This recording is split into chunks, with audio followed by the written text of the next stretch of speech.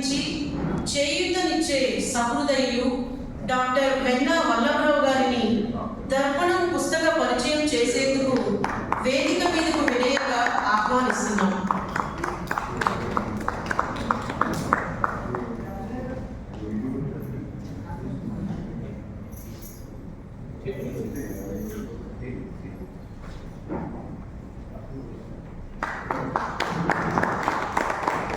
రచయిత్రి ఒక రాజును గెలిపించుటలో ఒరిగిన నరకంఠాలెన్నో, కులమతాల సుడిగుండాలకు బలి అయిన పవిత్రులెందరో, కులమతాల సుడిగుండాలకు బలి అయిన పవిత్రులెందరో. ఆ చల్లని సముద్ర గర్భం దాచిన పడవానలమెంతో, ఆ నల్లని ఆకాశంలో కానరాని భాస్కరులెందరో. ఆ చల్లని సముద్ర గర్భం దాచిన పడవానలమెంతో, మానవ కళ్యాణం కోసం ఫణముట్టిన రక్తం ఎంతో, మానవ కళ్యాణం కోసం ఫణముట్టిన రక్తం ఎంతో, రణరక్కసి కరాణ నృత్యం రాచిన పసి ప్రాణాలెన్నో.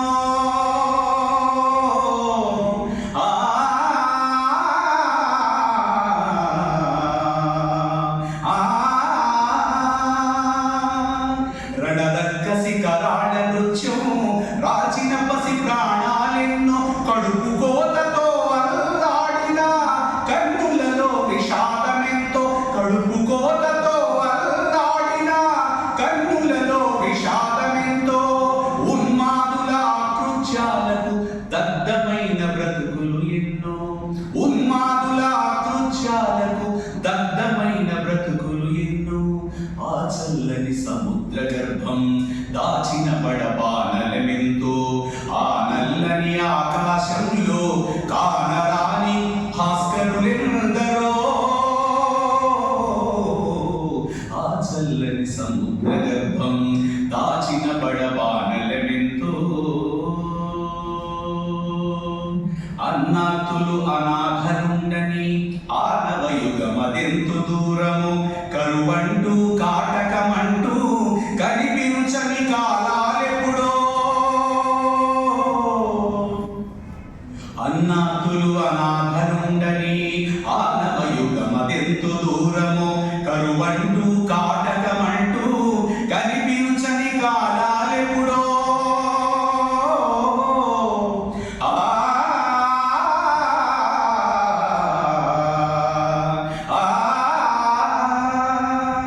కరువంటూ కాటకమంటూ కనిపించని కాలాలెప్పుడో.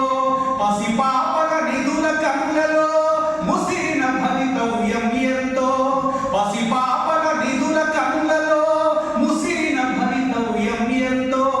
గాయపడిన కవి గుండెలలో వ్రాయబడని కావ్యాలెన్నో, గాయపడిన కవి గుండెలలో వ్రాయబడని కావ్యాలెన్నో. ఆ చల్లని సముద్ర గర్భం దాచిన పడబానలమెంతో, ఆ నల్లని ఆకాశంలో కానరాని భాస్కరులెందరో. ఆ చల్లని సముద్ర గర్భం దాచిన పడబానలమెంతో.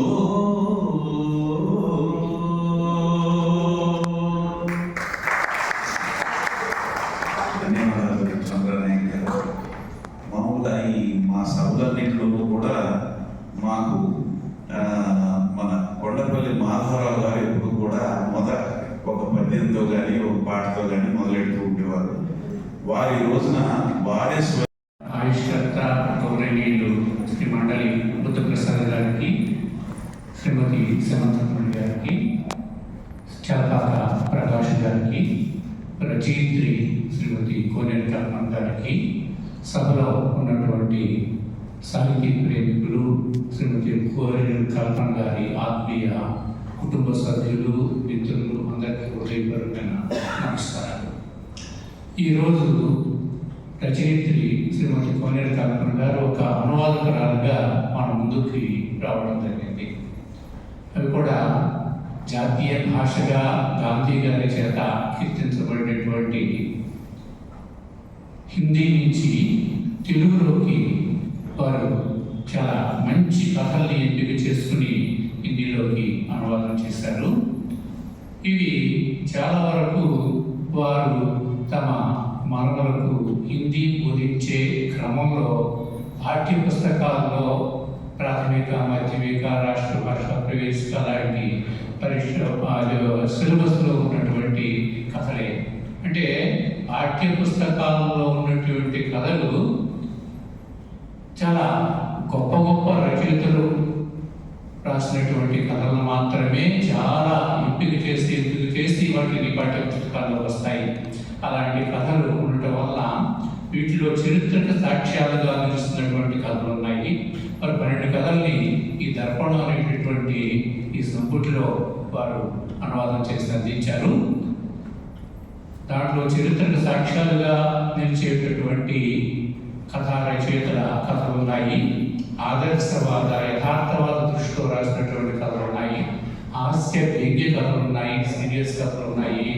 తర్వాత వినోదం కోసం అందించినటువంటి కథలు ఉన్నాయి. ఇలాంటి మంచి మంచి కథల్ని ఎంపిక చేసుకుని అనువాదం చేసినటువంటి కోనేరు కల్పన గారి హృదయపూర్వకమైనటువంటి అభినందనలు తెలియజేస్తూ, దీంట్లో ఉన్నటువంటి కథల రచయితలు కనుక మనం పరిశీలిస్తే హిందీలో చాలా ప్రతిష్ఠుడైనటువంటి కవి రచయిత అగ్నేయ్ సచ్చిదానంద హీరానంద వాస్యాయ్ అగ్నేయ్ అని వారి పూర్తి పేరు. కవి రచయిత. ఇలా కవి రచయిత అయినటువంటి హిందీ వారు రచయితలు చాలా వేళ మీద లెక్కించదగినటువంటి వారే మనకి కనబడతారు. తర్వాత నవలా చక్రవర్తిగా కీర్తించబడినటువంటి ప్రేమ్చంద్ గారు రాసినటువంటి 2 కథలను వారు ఎంపిక చేసుకున్నారు అనువాదం కోసం. ఆ తర్వాత ప్రముఖ రచయిత్రి, జ్ఞానపీఠ పురస్కారం గ్రహీత శ్రీమతి మహాదేవి వర్మ గారు, ప్రముఖ రచయిత్రి మను భండారి గారు, సుదర్శన్, హరిశంకర్ పరసాయి, అన్నపూర్ణానంద వర్మ ఇలాంటి హాస్య వ్యంగ్య రచయితలు వీరు ముగ్గురు చివరిలో చెప్పినటువంటి వారు. కృష్ణచంద్ర అనేటటువంటి గొప్ప నవల కథా రచయిత, ఓం ప్రకాష్ వాల్మీకి అనే ఒక దళిత రచయితగా చాలా పేరు తెచ్చుకున్నటువంటి వారు. ఇంకా చాలా గొప్ప రచయిత విశ్వంభరనాథ్ శర్మ కౌశిక్ అనే వారు. తర్వాత అమర్కాంత్ అనేటువంటి ఇంకో రచయిత. వీళ్ళందరూ హిందీలో చాలా తారస్థాయిలో ఉన్నటువంటి, అంటే అగ్ర స్థానంలో ఉన్నటువంటి కథా రచయితల్లో అగ్రస్థానంలో ఉన్నటువంటి వారు. వీరు రాసినటువంటి కథలు, వాళ్ళు రాసినటువంటి కథల్లో ఇవి చాలా గొప్ప కథలు అన్నమాట. వీటిలో ఇప్పుడు కథల వెళ్ళే ముందు శ్రీమతి కోనేరు కల్పన గారిని ఈ కథలకి తొలి పాఠకుండి నేను అనువాద కథలకి, తర్వాత వారు నన్ను ఈ సంకలనానికి ముందు మాట రాయమని కోరటం జరిగింది. దాంట్లో నేను రాసినటువంటి విషయాల్ని, ముఖ్యమైనటువంటి విషయాల్ని మీ ముందు తీసుకొచ్చి ఆ తర్వాత కథల గురించి చెప్తాను. ఇందులో పరిపాలనా వ్యవస్థలోని బాధ్యత రాహిత్యాన్ని చూపేటటువంటి కథ ఒకటి. ఆ తర్వాత ఆదర్శాలని పనుల్లో కాక ఆచరణలో చూపేవారు ఉంటారని సాక్షించే కథ చాలా గొప్పది. అది ప్రేమ్చంద్ రాసినటువంటి కథ. చక్కని సుశీతమైన హాస్యం గుర్తించే కథలు ఇవన్నీ పాఠకులు ప్రజ్ఞప్తి చేస్తాయి. మాయమాటలతో గురుడి గుర్తించే తెలుగుదేశం వారిని ప్రతిబింబింప చేసేటటువంటి కథ ఇంకొకటి ఉంది. ఇప్పుడు పేద విద్యార్థి గురుదక్షిణగా తమ గురువు గారికి పుచ్చకాయ సమర్పిస్తే ఆనంద పరవశరాలైన పంతులమ్మ గారి కథ ఉంటుంది. స్త్రీలో సహజ సిద్ధంగా ఉండేటటువంటి మాతృత్వపు మాధుర్యాన్ని చాటే కథ తాయి అనేటటువంటి చాలా హృదయంగా ఉంటుంది. కౌశిక్ గారు రాసింది. హిందూ ముస్లిం సోదర భావానికి నిదర్శనంగా నిలిచిన సంఘటనలతో ఎంతో చక్కని కథ ఇందులో ఉంది. ప్రేమ్చంద్ రాసినటువంటి, ఇప్పుడు అనుకున్న విషయం, 2 కథల్ని సాధారణంగా ఒక రచయిత రాసినటువంటి కథలు ఒక సంకలనంలో ఒకటే పెడుతూ ఉంటారు.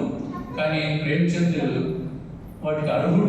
ఇన్ని కథలు పెట్టినా కానీ ఒక సంకలనంలో అది అభినందించదగినటువంటి విషయం. 2 కథలు దీంట్లో ఉన్నాయి. నీతి నిజాయితీలు కట్టుబడి ఉండే అధికారికి సమస్యలు కష్టాలు ఎదురైన అంతిమంగా అంతులని గౌరవం ఆదరణ దక్కుతుందని నిరూపించిన ఆదర్శవాద కథ ప్రేక్షకులు రాసింది. జీవితంలో క్రమశిక్షణ సమయపాలన ముఖ్యమైన మానవత్వాన్ని మరుగుపరిచే క్రమశిక్షణ వాంఛనీయం కాదు అని హితో పలికే కథ ఈ సంకలనానికి వన్నె తెచ్చే కథ. ఈ విధంగా ఇరవాద కథా సంకలనం ఉత్తమ కథల సమాహారంగా తెలుగు పాఠకులకి వచ్చిన తర్పణం పేరుతో ఏదైనా అనువాద రచన చదివేటప్పుడు ఇది అనువాదం అనేటటువంటి స్పృహ పాఠకుడు కలగకూడదు. అది ఎందుకు కలుగుతుందంటే భాష కృతజ్ఞంగా ఉంటే అనవసరంగా ఆ మూల భాషలో ఉన్నటువంటి పదాలకి ఏ గ్రాంధిక పదాలను లేకపోతే కృతజ్ఞంగా ఉండేటటువంటి పదాలను ఉపయోగించి ఆ సామెతలకి సరైనటువంటి వివరణ లేకపోతే సరైనటువంటి అనువాదం జరగకుండా ఉన్నప్పుడు అది అనువాదం తప్పనిసరిగా అడుగడుగునా పాఠకుడికి స్ఫురింపజేస్తుంది. కానీ కల్పన గారి అనువాదం ఎలా ఉందంటే వారు మూల రచయితలు కూడా కావడం వలన చాలా సాఫీగా ఇది నేరుగా తెలుగులో రాసినటువంటి కథలైనా విస్మరింపజేసేటట్లుగా ఉన్నాయి. అది దానికి వారికి ప్రత్యేకమైనటువంటి అభినందనలు. మరొక విషయం ఏంటంటే సాధారణంగా సృజనాత్మకమైనటువంటి రచనలు చేయగలిగిన వాళ్ళు అనువాదాలకు వెళ్ళరు. ఒకవేళ తొలి దశలో అనువాదాల్లో ఉన్న సృజనాత్మక రచనలకు అలవాటు పడితే దాంట్లో ఉన్నటువంటి సౌలభ్యం, దాంట్లో ఉన్నటువంటి సరళత అనువాద రచనలో ఉండదు. కాబట్టి అనువాదాలు నెమ్మదిగా వదులుకుంటారు. కల్పన గారు ఆ పని చేయకుండా సృజనాత్మక రచయిత్రులు కూడా వాటిని కొనసాగిస్తూనే అనువాద రచనలు కూడా చేయడం అనేది ప్రత్యేకంగా వారిని అభినందించవలసినటువంటి సందర్భం. ఈ విధంగా వచ్చే తీరిన రచయిత్రి కనుక అనువాదం చేస్తే అనువాదం ఎంత గొప్పగా ఉంటుందో, ఎంత పఠనీయంగా ఉంటుంది అనేటటువంటి దానికి ఉదాహరణ ఈ సంకలనంలో ఉన్నటువంటి కథలు. వీటిల్లో ఇప్పుడే నేను చెప్పినటువంటి అగ్నేయ అనేటటువంటి ప్రముఖ రచయిత రాసినటువంటి కథ శరణదాత అనేది ఇది చరిత్రకి సాక్ష్యంగా, అంటే భారత విభజనప్పుడు ఏ మత విద్వేషాలైతే వేలాది మంది పట్టలు పెట్టుకున్నాయో, కుటుంబ సభ్యులు ఎవరు ఏది దిక్కుపోయారో, ఎవరికి కనిపించని స్థితిలో మరణించగా విడిపోయినటువంటి కుటుంబాలు, ఎక్కడికో వెళ్ళిపోయినటువంటి కుటుంబ సభ్యులు జాడ తెలియనటువంటి పరిస్థితి ఉన్నటువంటి రోజులు. దీన్ని ప్రత్యక్ష సాక్షులైనటువంటి రచయితలు తమసరైనటువంటి రచనని ఒక ఆయన చేస్తే, తర్వాత ఇంకొక ఆయన విష్ణు ప్రభాకరన్ ఆయన మరో కుంతి అనేటటువంటి కథని, అంటే అప్పుడు స్త్రీల పరిస్థితి ఏంటి, అది మత విద్వేషాల్లో దేశ విభజనప్పుడు అల్పసంఖ్యాకులైనటువంటి వారి మీద ఆయా ప్రాంతాల్లో అధిక సంఖ్యాకులైనటువంటి వాళ్ళు చేసినటువంటి దాడులు, మారణకాండ, హత్యలు ఉంటాయి, బలాత్కారాలు, ఇలాంటి వాటికి స్త్రీల జీవితం ఎలా ఉంది అనే దానికి దర్పణంగా ఆయన రాస్తే, ఒక చిన్న సంఘటనని తీసుకుని హిందూ ముస్లింల యొక్క ఆ పరిస్థితి, ఆ దౌర్జన్యాలు, వాటి మధ్య ఈ గ్రామాల్లో ఉన్నటువంటి పరిస్థితి ఎలా ఉంది అనేటటువంటిది అగ్నేయ శరణదాత అనేటటువంటి మంచి కథ రాయడం జరిగింది. దీనిలో దేవేంద్ర అనేటటువంటి, అంటే పంజాబ్లో ఒక చిన్న గ్రామంలో అల్పసంఖ్యాకులు హిందువులు, అధిక సంఖ్యాకులు మహమ్మదీయులు. ఆ ఊరిలో యొక్క పరిస్థితి ఎప్పుడైతే దేశ విభజన ప్రకటన వెలువడిందో వారంతా హిందువులు సురక్షితమైనటువంటి ప్రదేశాలకు తరలి వెళ్ళిపోయేటటువంటి ప్రయత్నంలో ఉంటారు. చాలా మంది అప్పటికే వెళ్ళిపోతారు. దేవేంద్ర అనేటటువంటి ఒక హిందువు తాను కూడా అప్పటికే తన భార్య అని వేరే పుట్టింటికి పంపడం జరిగింది. తాను కాపాడబడాలి, రక్షింపబడ ఆయన ఎక్కడికైనా వెళ్ళిపోదామని ప్రయత్నంలో ఉంటే పొరుగున ఈయన మిత్రుడు ఉన్నాడు, రఫీ అని. ఆయన ఇద్దరు మంచి మిత్రులు, ఏమండి వాళ్ళు వెళ్ళిపోయారంటే వెళ్ళిపోయారు, మీరు కూడా వెళ్ళిపోవాలా, మేము లేవా మిమ్మల్ని క్షేమంగా ఉంచగలిగిన వాళ్ళని చెప్పి నమ్మకంగా ఆయన్ని ఉండేటట్లు చేస్తారనమాట. ఊరు విడిచి చేరుకోకుండా కాపాడతామని వాగ్దానం చేస్తారు. కానీ ఆయన మీద, రఫీ గారి మీద తీవ్రమైనటువంటి వాళ్ళ మతస్థులు ఒత్తిడి తీసుకురావడంతో ఆయన వాళ్ళ ఒత్తిడికి తలొక్కి చెప్పలేక స్నేహితుడు చెప్పలేక ఎలాంటి పరిస్థితుందంటే అర్థం చేసుకుని నేను వెళ్ళిపోతాను, ఏమైనా సరే ఏమైతే అయింది, మీకు మీ మతస్థుల చేత మీరు నాటలు పడద్దు, లేకపోతే మీరు ఎరగాటలో పడద్దు ఈ దేవేంద్ర అంటే. అప్పుడు ఏం చేస్తాడంటే, నేను నాటించాను, నిన్ను ఎలాగైనా కాపాడాలి కదా, నేను పని చేస్తాను, నాకు సేతుడు ఖాన్ అని ఉన్నాడు, అతని దగ్గర నువ్వు క్షేమంగా ఉండవచ్చు, నా ఇంట్లో అయితే కొంచెం నీకు ఏదైనా వాడిని తెలుసుకోవచ్చేమో. కానీ ఆ ఖాన్ అనేటటువంటి మిత్రుడి ఇంట్లో అవుట్ హౌస్ గ్యారేజ్ ఉంది, అక్కడ పెద్ద కాంపౌండ్ ఉంటుంది, అక్కడ ఉంచవచ్చు అని చెప్పి అక్కడ ఉంచుతారు. అక్కడ ఈయనకి ఇంట్లో సభ్యులు ఎవరు కనపడరు. ఒక కుర్రోడు మాత్రమే, ఆ ఖాన్ అన్న ఆయన యొక్క కుమారుడు అక్కడ మాత్రమే వీడికి భోజనం తీసి పెడతాడు అనమాట. ఆ భోజనం కూడా ఆ కాంపౌండ్లోనే ఉన్నా కానీ ఒక్క పూట మాత్రమే వాళ్ళు భోజనం చేస్తారు, అది 2 పూటలు తినడానికి. కానీ దాన్ని ఏం చేస్తాడంటే కొంచెం తిని అక్కడ ఒక పిల్లి తిరుగుతూ ఉంటే మిగతా 2 పూట తిరుగుతుంది. పక్కన దారుణమైనటువంటి పరిస్థితుల్లో బయట ఏం జరుగుతుందో తెలియనటువంటి పరిస్థితులు ఉంటే ప్రశాంతంగా ఉండలేక ఏదో తినాలి కాబట్టి తిని ఆ పిల్లికి తినిపిస్తూ ఉంటాడు అనమాట. కుటుంబ సభ్యుల మాటలు మాత్రం వినపడతాయి, ఎవరు కనపడరు.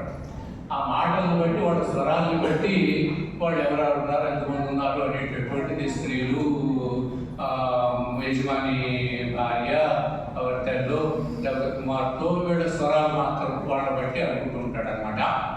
ఒకరోజు ఇతను పంపినటువంటి భోజనంలో చిన్న పొట్లాలు బట్టి ఒక కాగితం కనపడుతుంది. ఆ కాగితం కనపడితే ఇతను చూస్తాడనమాట, ఏం కనపడదు, ఈయన ఉన్నటువంటి గది అంతా చేయగాను పెద్ద వెలుగు లేనటువంటి గది కాబట్టి కనపడదు.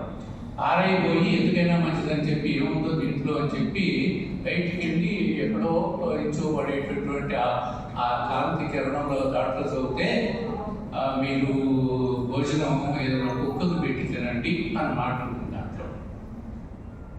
దాన్ని బట్టి ఇతనికి సందేహం కలిగి కుక్క ఎక్కడ దొరుకుతుందో కాంపౌండ్, కుక్క ఎక్కడ లేదు. ఇక తప్పని పరిస్థితిలో ఆ పిల్లితోనే ఇతను తనకున్నటువంటి మనుషులతో ఎవరితో మాట్లాడేటటువంటి అవకాశం లేదు, కష్టాలు చెప్పుకునే అవకాశం లేదు. ఆ కుక్క పిల్లితోనే తన బాధలు చెప్పుకోవటమో లేదా దాన్నే ఒక సహచరిగా చూసుకుంటూ ఉంటాడు అనమాట.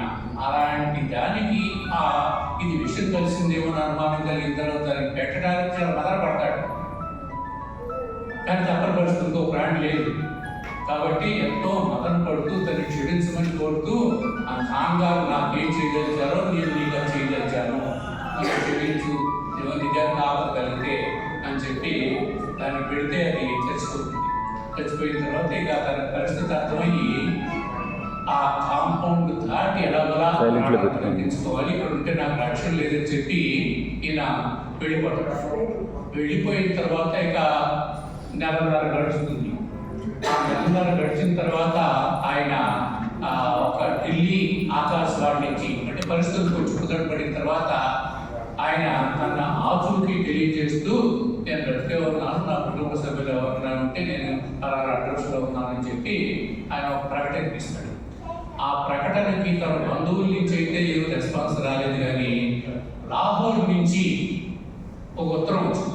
ఆ ఉత్తరంలో ఉన్న స్టాంపు పెట్టి లాహోర్ నుంచి వచ్చిందని గమనించాడు. దాంట్లో ఏం రాస్తుందంటే, మీరు మీ కుటుంబ సభ్యులు మిమ్మల్ని క్షేమంగా కలిశారని అనుకుంటున్నాను. చాలా స్ఫూర్తమైనటువంటి లేఖని. మీరు ఇక్కడ ఉన్నటువంటి పరిస్థితుల్లో మత విద్వేషాలు జరిగినప్పుడు నేను మిమ్మల్ని ఎలా అయితే కాపాడానో, ఆ విద్వేషాలు బలవుతున్నటువంటి వాళ్ళని మీరు ఎప్పుడైనా సరే మీ జీవిత కాలంలో ఎక్కడైనా ఎప్పుడైనా ఇలాంటి విద్వేషాలు జరిగినప్పుడు దానికి గురవుతున్న వాళ్ళని నేను మిమ్మల్ని కాపాడంటే కాపాడండి అని చెప్పి ఆ అమ్మాయి పేరు ఆ యజమాని కూతురు అనమాట. కాగానే యజమాని కూతురు రాసింది ఆ చిన్న లేఖ అనమాట. ఇది దీంతో ఆ కథ ముగుస్తుంది అనమాట. అంటే ఇది చారిత్రక అంశం, చారిత్రక సన్నివేశాన్ని కథగా గుర్తించారు. అంటే ఏంటంటే, ఈ దేశంలో ఈ మత విద్వేషాలు అనేవి పోయేవి కాదు. అంటే రచయిత ఎప్పుడో తర్వాత ఎప్పుడో రాశాడు ఆ ఇతివృత్తాన్ని తీసుకుని.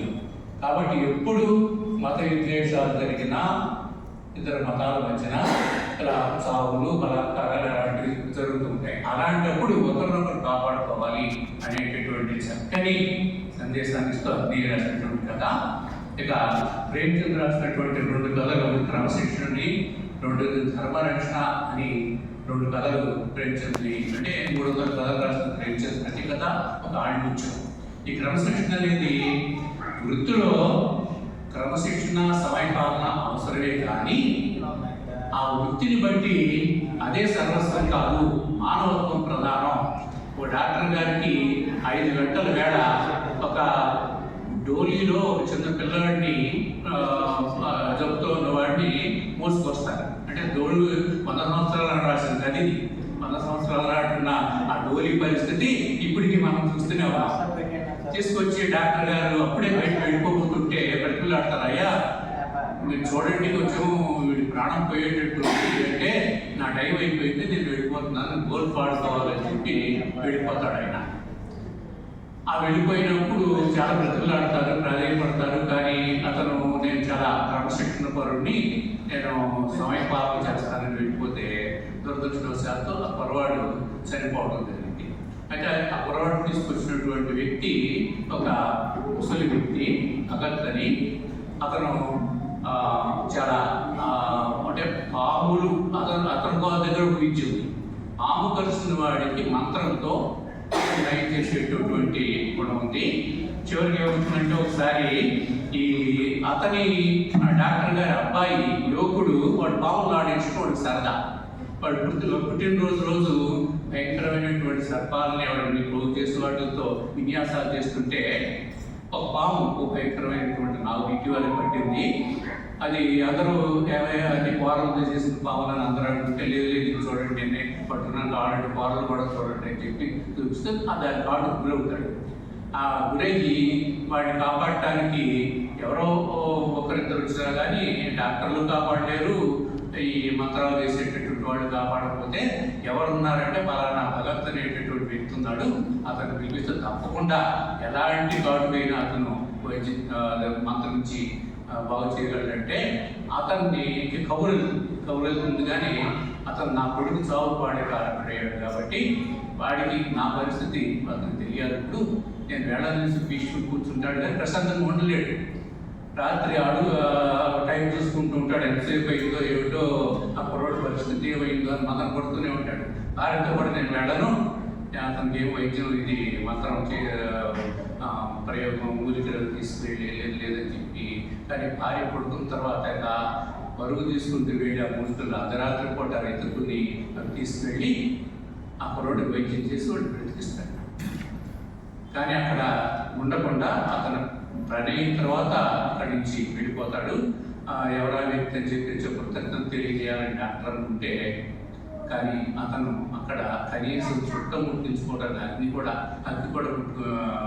తీసుకోకుండా వెళ్ళిపోతే అప్పుడు అర్థమవుతుంది అనమాట, నేను ఇలా ఒకప్పుడు ఎవరికో చేశాను, అతనే అయి ఉంటాడని చెప్పి పశ్చాత్తాపడతాడు.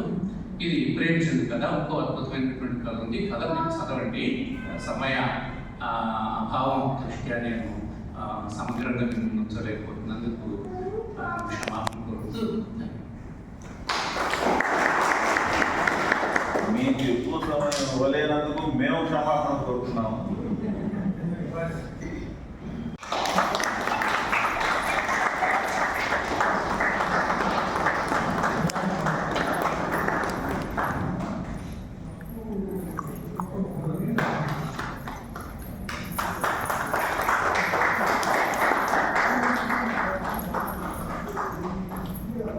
ఇప్పుడు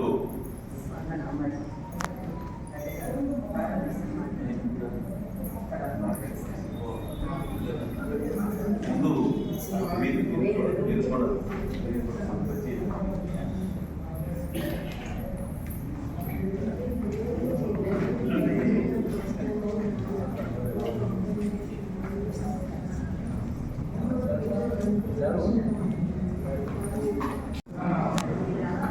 సభాధ్యక్షుడు శ్వేతలో పూజ్యులు విజయవాడ నగరంలో సాంస్కృతిక సారథి సైలెన్స్. శ్రీ గోవర్ నారాయణరావు గారు, రచయిత శ్రీమతి కల్పన గారు, డాక్టర్ దొడ్డ శ్రీమతి గారు, డాక్టర్ వెన్నా వల్లభరావు గారు, శ్రీ చెరపాటి ప్రకాష్ గారు, ఈరోజు ఈ సమాజం ఇచ్చిన సోదర సోదరులందరూ కూడా నా హృదయపూర్వక నమస్కారం. శ్రీమతి కోనేరు కల్పన గారు తెలుగులో చేయదగిన రచయిత. అయితే ఈరోజు వారు రచించి ఆవిష్కరణ చేసిన దర్పణం హిందీ కథలని తెలుగులోకి అనువదించిన పుస్తకం. సరైన అనువాదం అంటే రెండు భాషల్లో కూడా ప్రావీణ్యం ఉన్నప్పుడే అనువాదం రాణిస్తుంది. అయితే ఈ పుస్తకం చదువుతూ ఉంటే ఇది అనువాద గ్రంథం అని చెప్పి భావించడానికి వెళ్ళే విధంగా చాలా సరళమైన భాషలో చక్కటి తెలుగు పదాలు వేరి పూడ్చి అద్భుతంగా ఈ కథలను మనకు అందించారు. ఎందుకంటే అనువాద ప్రక్రియ చాలా ప్రధానమైనది. ఎందుకంటే ఇతర భాషలో ఉన్న సాహిత్యాన్ని మన భాషలోకి తెచ్చుకోవాల్సిన అవసరం ఉంది. అలాగే మన భాషలో సాహిత్యం ఇతర భాషలకి అందించాల్సిన బాధ్యత కూడా ఉంది. దాంట్లో తెలుగు వరం చాలా వెనకబడి ఉన్నామని నాకు అనిపిస్తూ ఉంది. నేను ఇతర రాష్ట్రాలకి వెళ్ళినప్పుడు ప్రత్యేకించి కన్నడంలో కుబెంపు పేరిట ఒక అనువాద అకాడమీ పెట్టింది ప్రభుత్వం. కన్నడానికి సంబంధించిన సాహిత్యాలను కూడా ఇతర భాషలకు అనువదిస్తారు. ఇతర భాషలో ఉన్న సాహిత్యాన్ని కన్నడలోకి తీసుకెళ్తారు. చాలా పెద్ద జరిగింది. నేను చాలా ఆశ్చర్యపోయాను. నేను పుస్తకంలో గుంటూరు స్టేషన్ శర్మ గారి ఆదివ్యాధులకు పుస్తక పఠనం అలంబన బాధ్యతను మంచి వ్యాసం వేయడం జరిగింది. ఆ వ్యాసానికి నాకు అక్కడి నుంచి లెటర్ వచ్చింది. కువెంపు అక్కడి నుంచి మేము దీన్ని కన్నడ కథ నుంచి వేసుకుంటామండి, మీ అనుమతి కావాలి అంటే ఒక చిన్న వ్యాసం ఎక్కడ పడిన దానికి వాళ్ళు ఎలా ఎదిగి దాన్ని అనువాదం చేసుకోవాలని చెప్పి అనుకున్నారు. ఆలోచన చాలా ఆశ్చర్యం. అలాగే తమిళంలో కూడా అదేవిధంగా సాగుతుంది. కానీ మన ఆంధ్రప్రదేశ్కి వచ్చేవాడికి ఆ పరిస్థితి కొంచెం తగ్గింది. ఒక హిందీ అకాడమీ ఒకటి మన లక్ష్మీ ప్రసాద్ గారు చాలా పుస్తకాన్ని హిందీలో అనువాదం చేశారు, తెలుగు సాహిత్యం. అయితే తర్వాత మనకి అనువాదం జరిగినంతా కూడా రచయితలు ప్రచురణ సంస్థలు చేసిన తప్ప వేరే కాదు. ఎందుకంటే ఈ అనువాదాలు మనకి సాహిత్యం మొట్టమొదటిగా ఆపాఠ అనువాదంతో ప్రారంభమైందని చెప్పి అనుకుంటాం. కానీ ఆ తర్వాత తెలుగు వారి మీద అనువాదాలు ఎంత ప్రభావితం చూపాయో మనం చెప్పాల్సిన అవసరం లేదు. హిందీలో ప్రేమచంద్ కానివ్వండి, లేదా బెంగాలీ శరత్ కానివ్వండి, వీళ్ళ మేడం మాట్లాడదు పెద్ద ఎత్తున అనువాదం చేశారు. అంచేది వాళ్ళు చాలా మంది ఇళ్ళలో పేర్లు ఉండే శరత్, ప్రేమచంద్ ఇలాంటి పేర్లు ఉన్నాయంటే అది కేవలం అనువాదం ద్వారా వాళ్ళ పరిచయం ద్వారా మాత్రమే వాళ్ళ పేర్లు ఇక్కడ తెలుగు వాళ్ళు పెట్టుకున్న పరిస్థితి ఉందని మనం చెప్పదు. ఆ రకంగా అనువాదం చాలా ప్రభావితం చూపుతుంది. అందులో తెలుగు వారికి ఇతర భాషల సాహిత్యం మీద ఎక్కువ మక్కువ ఎక్కువ, అలాగే కూడా పరభాషా సంస్కృతులతో మక్కువ ఎక్కువ అన్నట్టుగా ఈ అనువాదం మీద కూడా మక్కువ ఎక్కువ. కనుకే మన తెలుగు రచయితల పేర్లు ఎవరు పెట్టుకున్నా నాకు కనపడవు. బెంగాలీ రచయితల పేర్లు మాత్రం మనం చాలా మంది పెట్టుకున్నారు. అలాగే హిందీ రచయితల పేర్లు పెట్టుకున్న పరిస్థితి. అంటే ఆ రకంగా తెలుగు అనువాదాలు ఒకప్పుడు బాగా ఆస్వాదించారు, ఆరాధించారు. కానీ తదనంతర కాలం అనువాదం తక్కువైపోయిన పరిస్థితి వచ్చింది. దానికి కారణం ఏంటంటే అనువాదకులు చాలా తక్కువగా ఉన్న పరిస్థితులు ఏర్పడ్డాయి. ఈ పరిస్థితుల వల్ల హిందీలోని ప్రసిద్ధ కథల్ని ఎంపిక చేసుకుని వాటిని ఈ రోజున చక్కటి తెలుగులో ఆయన రచించారు. అయితే ఇది అనువాదం ముందు రాయకపోతే అనువాదం అనుకుంటానికి వీలైన విధంగా, ఎందుకంటే ఆయన చేయదగిన రచయిత కాబట్టి అద్భుతంగా ఈ కథలని వారు తెలుగు చేశారు. ఎందుకంటే ఈ అనువాద ప్రక్రియలో కేంద్ర సాహిత్య అకాడమీ అవార్డుని సాధించిన డాక్టర్ వెన్నా వల్లభరావు గారు దీనికి ప్రశంసించిన తర్వాత ఇంకా వేరే మనం అవార్డులు చెప్పేది ఏం లేదు. ఎందుకంటే ఆయనే అనువాదం చాలా బాగా ఉంది అని చెప్పారంటే అంతకంటే ఎక్కువ గారికి వేరే కితాబు ఉందని చెప్పి నేను భావిస్తూ, ఆయన ఇంత పూర్వం కూడా చాలా పుస్తకాలు రచించారు. ఇప్పుడు పుస్తకాలను ఆవిష్కరించుకుంటూ ఇంకా గమనించి మరెన్నో మంచి రచనలు రావాలని చెప్పి ఆకాంక్షిస్తూ ఆ భగవంతుని వారికి శక్తియుక్తులు ఆయురారోగ్యాలు ప్రసాదించి ఆమె కళ నుంచి మరెన్నో మంచి రచనలు వచ్చేలాగా చేయాలని చెప్పి మాత్రం మనసారి ప్రార్థిస్తూ ఈరోజు చివరి వరకు ఒకటి సమావేశం ఉండలేకపోతున్నాను, క్షమించమని చెప్పి కోరుతున్నాను. ఎందుకంటే ఇప్పుడు అంత అడావిగా ఉంది, ఇది రావడమే పెద్ద విశేషం అయింది చెప్తున్నాను కదా, తప్పదు మీద అభిమానంతో మళ్ళీ మధ్య పెట్టాల్సిన అవసరం ఉండడంతో ముందుగా మాట్లాడేస్తున్నాను. క్షమించమని చెప్పి నేను కోరుకుంటూ కల్పన గారికి మరోసారి అబ్బాయి పట్ల అనంతం చేస్తున్నాను. నారాయణ గారు అంతకాలం ఇలాంటి కార్యక్రమాలు బాగా ఉండదు.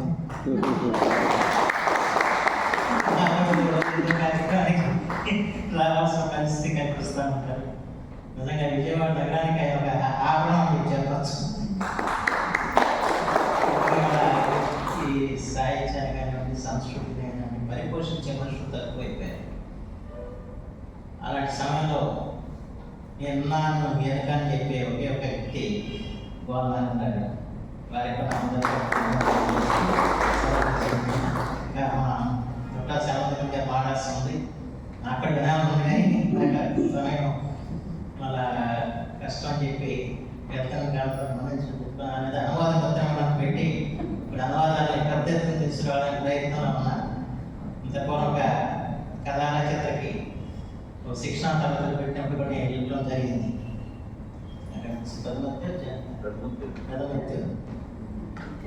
చాలా బాగా నిర్వహించారు.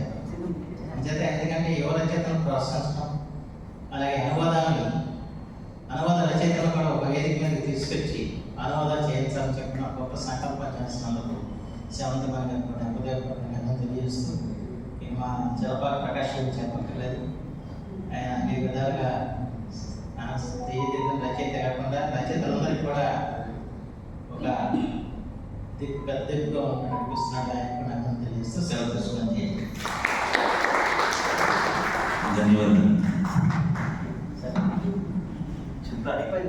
భారతీయ సంపాదకులు జలపాల ప్రకాష్ గారికి అన్నిటికీ మించి ఫిజికల్ ఎడ్యుకేషన్ నుంచి మా ఫీల్డ్ నుంచి ఒక రచయిత్రిగా గతంలో ఉండి ఈనాడు అనువాదకురాలిగా కొత్త రూపం దాల్చిన కల్పన గారికి, వేదిక మీద ముందున్న పెద్దలు అనువాదకులు అందరికీ కూడా హృదయపూర్వక నమస్కారం అండి. నేను క్లుప్తంగానే మాట్లాడతాను. జనరల్గా ఏంటంటే ఫిజికల్ ఎడ్యుకేషన్ ఫ్యాకల్టీ అంటే ఆవిడకి సంగీత సాహిత్యాల పట్ల పెద్ద ఆసక్తి ఉండదని ఒక అభిప్రాయం ఉంటుంది.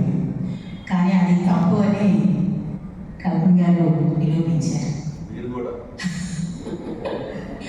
స్వదర్శన ఉంటుంది. నేను ఈ పుస్తకం చదివానండి, దర్పణం 12 కథలు 12 ఆణిముత్యాలు. గుర్తుండదా? ఆవిడ ఎంచుకున్న కథల కన్నా నాకు బాగా ఆకర్షించిన అంశం ఏంటంటే, మేడం మీ మనవుడు అమ్మ తరపున మీరు నాయనమ్మ కదా, ఈ హిందీ ఎవరికి హిందీ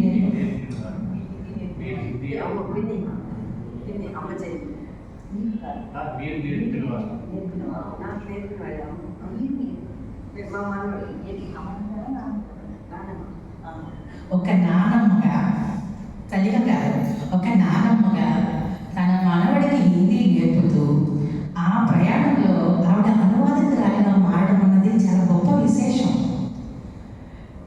నిజంగా దానికి నా హృదయపూర్వక అభినందనలండి. చాలామంది పోస్ట్ రిటైర్మెంట్ ఏం చేయాలని అనుకుంటారు. ఏం చేయాలనుకోకుండా మేడం మీరు జీవితకాలం చేయాల్సినంత అనువాద రచనలు మన ముందున్నాయి. సో ఆ ప్రక్రియలో మీరు నిరంతరం ముందుకెళ్ళాలని నేను కోరుకుంటున్నాను. ఈ పుస్తకంలో మానవత్వాన్ని పరిమళించే మంచి కథలు ఎంచుకున్నారు. రచనా శైలి కానీ ఉపయోగించిన భాష కానీ చాలా అద్భుతంగా ఉంది. మామూలుగా లేదు, స్వేచ్ఛానువాదం అన్నారు కానీ చాలా ఆవిడ సహజంగా రచయిత అవటం వలన అనువాదాన్ని కూడా అద్భుతంగా చేశారు. అన్నిటికీ మించి ఎక్కడ అక్షర దోషాలు లేవు. ఇది నాకు చాలా బాగా నచ్చింది. పుస్తకం చిన్నగా ఉంది కానీ మంచి 12 ఆణిముత్యాలు లాంటి కథలు ఎంచుకుని మన తెలుగు సాహిత్య లోకానికి అందించారు వారు. ఈ సందర్భంగా ఈ సభాముఖంగా నేను కోనేరు కల్పన గారికి చేసే విజ్ఞప్తి ఏంటంటే, గత సంవత్సరం యాదృచ్ఛికంగా ఈ వేదిక మీద ఉన్న ఈ పెద్దలిద్దరి వలన అనువాద మిత్ర మండలి ఏర్పడింది. మేము తెలుగు సాహిత్యాన్ని హిందీ, ఇంగ్లీష్, తమిళ్, మలయాళంలోకి ట్రాన్స్లేషన్ చేస్తాము. సో మా అనువాద మిత్ర మండలిలో మీరు కూడా శాశ్వత సభ్యులు కావాలని హృదయపూర్వకంగా ఆహ్వానిస్తున్నాం. ఈ అవకాశం ఇచ్చిన మీ అందరికీ ధన్యవాదాలు తెలియజేస్తూ చాలు. Thank you very much. ధన్యవాదాలు. దర్పణం అంటే అర్థంలో మనం ఎలా కనపడతామో, ఏదైనా ఎలా కనపడుతుంది, గుడి ఎడమలుగా గుడిగా కనపడుతుంది. కానీ ఈ దర్పణంలో మాత్రం కథ చాలా అద్భుతంగా, చాలా యథాతథంగా, చాలా స్వేచ్ఛానువాదంతో ఒక చక్కటి ఒక సంయోజనంతో రాయడం జరిగింది. చాలా బాగా మేము చదివిన వాళ్ళందరూ కూడా ఈ కథలు బాగా ఈ కథల్ని మా మనసులో తీసుకున్నాం. నేను వల్లభరావు గారిని ఇంకొకసారి ఏమైనా మాట్లాడతారా అంటే ఒకసారి అని చెప్పి నేను రిక్వెస్ట్ చేశాను. కాకపోతే ఆయన ఏంటంటే చాలా ఆయన మీ అందరికీ తెలిసిన విషయమే, మౌనమైన ఆయన చాలా క్లుప్తంగా మాట్లాడతారు. అయితే చాలా అద్భుతమైన కవితల్ని, అద్భుతమైన రచనల్ని అటు హిందీలోకి ఇటు తెలుగులోకి అనువాదం చేయడమే కాకుండా హిందీ రచనలు, తెలుగు రచనలు కూడా చాలా అద్భుతంగా చేశారు. ఈ రోజున ఈ కథల్లో ఒక 2 కథలు తీసుకుని చాలా చక్కగా మనందరికీ వివరించడం జరిగింది. ఈ సందర్భాన్ని పురస్కరించుకుని వేదిక మీద ఉన్న మరొక అతి ముఖ్యమైన వ్యక్తి చలపాటి ప్రకాష్ గారు. ఇందాక అందరూ ఉత్తరప్రసాద్ గారు ఆయన గురించి ప్రస్తావిస్తూ చాలా పెద్దగా ఉన్నారు, ఈ కవులకి రచయితలకి అన్నారు, చాలా ముఖ్యులుగా ఉన్నారని చెప్పి ప్రశంసించారు. నేనేమనుకున్నానంటే ఆయన ఆలంబన అన్న పదమైన వాడతారేమో చలపాటి ప్రకాష్ గారి గురించి అని చెప్పి అనుకున్నాను. అటువంటి ఆలంబనగా ఉన్న చలపాటి ప్రకాష్ గారిని మాట్లాడవలసిందే కోరుతున్నాను. సార్ అక్కడే మాట్లాడి.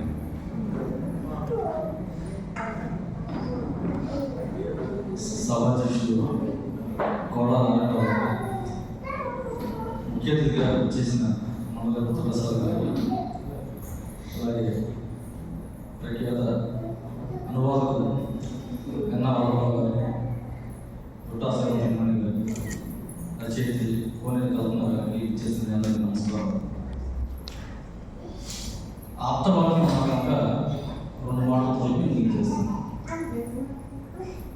కోనేరు కల్పన గారు నాకు పరిచయం మచిలీపట్నం సాహిత్య మిత్రుల ద్వారా మొట్టమొదటి మచిలీపట్నంలో పరిచయం. తర్వాత వారు విజయవాడ వచ్చిన తర్వాత ఒక సంస్థ పెట్టి రామనాథపాడులోని ఆ చుట్టుపట్ల ప్రజలను చైతన్యవంతం చేసే విధంగా కొన్ని సాహిత్య కార్యక్రమాలు చేశారు. చాలామంది తిరిగి విజయవాడలో ఉన్నారు. అక్కడ నుంచి తర్వాత విజయవాడ వచ్చి విజయవాడలో కూడా మీకు తెలిసిన విషయం కొన్ని సాధన చేశారు. అయితే కవిత్వం, కథలు రాష్ట్రం తెలుసు కానీ అనువాదం చేస్తారని మాత్రం నాకు ఒక ఆశ్చర్యం వేసింది. నిన్న ఫోన్ చేసి మీరు ఒక గెస్ట్గా రావాలి అనువాదం చేశారు. హిందీ మీద బాగా పట్టు ఉండాలి కదా అని తెలిసి అనుకున్నాను. కానీ ఆ ముందు మాటలు చదివిన తర్వాత మనవుడికి హిందీ అంటే నేను కూడా ఒక రకంగా మన దగ్గర కొన్ని భాషలు నేర్చుకున్నాను. అదేవిధంగా ఆమె కూడా ఆ రకంగా మనవులు చెబుతూ ఆమె కూడా నేర్చుకొని ఈ రకంగా అనువాదం చేసే స్థాయికి ఎదగడం అనేది గొప్ప విషయం. ఆ విషయంలో మాత్రం మానవుడు కూడా అభినందించాలి. ఎందుకంటే ఈ ఎదగడానికి కారణం మానవుడే. అలాగే అయితే నేను ముందు అనుకున్నది ఏంటంటే పుస్తకం హిందీ పుస్తకం అనువాదం అంటే తెలుగు రచన హిందీలోకి అనువాదం చేశారేమో అనుకున్నాను. హిందీ గురించి ఏం మాట్లాడతాం అనుకున్నాను. కానీ వచ్చిన తర్వాత వస్తే అది సుప్రసిద్ధ హిందీ రచయిత కథలని తెలుగులో అనువాదం చేశారనే విషయం వచ్చేదాకా తెలియదు. సరే, ఏదైనా ఇందాక ఎలా చెప్పారు ఆ కథలో అలా పట్టు ఎలా ఉంది, ఇలా రాశారు విషయం చెప్పారు, దాని గురించి వెళ్ళం. కానీ నా రిక్వెస్ట్ ఏంటంటే తెలుగు సాహిత్యంలో మంచి కవితలు వస్తున్నాయి ఇటీవల కాలంలో. దానికంటే ముఖ్యంగా క్లుప్తతో పాటిస్తూ మినీ కథలు, కాన్వర్సేషన్ కథలు కూడా చాలా అద్భుతమైన కథలు వస్తున్నాయి. ఇప్పుడున్న పరిస్థితులను ప్రతిబింబించే విధంగా, మన భాషకి మన సంస్కృతిని ప్రతిబింబించే విధంగా జరుగుతున్న పరిణామాలని ఎండగడుతూ రాస్తున్న మంచి కథలు ఉన్నాయి. అటువంటి కథలను కూడా మన ఇతర భాషలకు తీసుకువెళ్ళే విధంగా రచయితలు కృషి చేయాలని చెప్పేసి ఈ సందర్భంగా నేను రచయితలని అలాగే అనువాదం కూడా కోరుతున్నాను. ఎందుకంటే ఇంతకుముందు వెన్నారావు గారు కొంతమంది మా కవులు విజయవాడలో ఉన్న కవులు కొంతమంది కవితల్ని ఇతర భాషలకు అనువాదం, హిందీలో అనువాదం చేశారు. ఆ పత్రికలో కూడా పండి గతంలో. కానీ కథల విషయంలో వచ్చాయి కదా, చాలా మంది పెద్ద పెద్ద రచయితల కథలు తీసుకెళ్తున్నారు. కానీ చిన్న స్థాయిలో ఉన్న వ్యక్తుల్ని జాతీయ స్థాయిలో తీసుకెళ్లే విధంగా కూడా కృషి చేయాలని చెప్పేసి నేను అనుకుంటున్నాను. ఎందుకంటే నాకు చాలా ఆ విషయంలో ఆవేదన ఉంది. అన్ని భాషల్లో మనకు వస్తున్నాయి కానీ మన భాష ఎందుకు వెళ్ళవు ఇతర భాషలు అని ఒక ఆలోచన. నేను దాంతోనే నాకు వచ్చిన కవిత్వంలో కొన్ని మంచి కవితలను తీసుకుని హిందీకి ఇంగ్లీష్కి అనువాదం చేయడం జరిగింది. అనువాదం చేసేవాళ్ళు అవసరం కూడా చాలా ఉంది ఈ రోజుల్లో. ఎందుకంటే చాలా తక్కువ మంది ఉన్నారు. ఉన్నోళ్ళు కూడా పెద్ద రచయితలే రాస్తున్నారు. కానీ మన చిన్న చిన్న రచయితలు పైకి తీసుకెళ్ళాలి ఆలోచన మాత్రం ఏమాత్రం రచయితలకు లేదు. ఈ విషయం కూడా దృష్టిలో పెట్టుకోవాలి. ఇంకొక ముఖ్య విశేషం ఏంటంటే దొడ్డ శ్రవణకుమారి గారు అనువాద మండలి అన్నారు ఇందాక, నాకైతే తెలియదు. కానీ ఒక వాట్సాప్ గ్రూప్ పెట్టారు. వాట్సాప్ గ్రూప్ ఏంటంటే అనువాదకులకి ఒక వాట్సాప్ గ్రూప్ పెట్టారు ముందు. నేను చాలా సంతోషించాను. ఎందుకంటే అనువాదం చాలా తక్కువ మంది ఉన్నారు. మన అలాంటి వాళ్ళని దగ్గర తీసుకొస్తే మన భాష ఇతర భాషలకు వస్తాయని చెప్పేసి ఆలోచన నాకు ఉంది. అని దాన్ని కొనసాగించి ఏదైనా సరే మన రచయితల, మన తెలుగు రచయితలు, ముఖ్యంగా తెలుగు రచయితల రచనలు కూడా జాతీయ స్థాయికి ఎదిగే విధంగా, అంతర్జాతీయ స్థాయికి ఎదిగే విధంగా కృషి చేయాలని చెప్పేసి ఈ సందర్భంగా కోరుతూ, ముఖ్యంగా రచయిత్రి గారికి నాకు అవకాశం ఇచ్చినందుకు ప్రత్యేక ధన్యవాదాలు తెలియజేస్తున్నాను. Thank you. ధన్యవాదాలు చెప్పారు వెంకటేష్ గారు. అనువాదాలు కొనసాగించడం కాదు, ఇవాళ పరిస్థితి ఎలా ఉందంటే కొనసాగించాల్సి వస్తాం అనువాదాలు. అయితే మనలో ఈ రోజున ఈ ప్రేక్షకుల్లో గణేష్ రామ్ గారు ఉన్నారు. గణేష్ రామ్ గారు ఎంత అద్భుతంగా ఆయన ఈ అనువాదాలు చేశారంటే, కిల్లాడి సత్యనారాయణ గారు అని చెప్పి మన ఇంతకుముందు ఇక్కడ Ram sir excuse sir Ram sir ఎంత అద్భుతంగా చేశారంటే ఈ అనువాదాలు ఇవన్నీ కూడా కిల్లాడి సత్యనారాయణ గారు చాలా సంతోషించారు. ఆయన రాసిన కొన్ని వ్యాసాలు, అలాగే ఏంటంటే చందమామ కథల్ని, మన తెలుగు కథల్ని హిందీలోకి అనువాదం చేయటం, ఇటువంటివన్నీ కూడా చాలా అద్భుతంగా చేశారు. చాలా సంతోషం కలిగింది వారు ఈ రోజు ఈ కార్యక్రమానికి రావడం అంటే. అలాగే ఈ మనలో మోహన్ రామ్ సార్ గారు, ఆయన హైకూలకి ఒక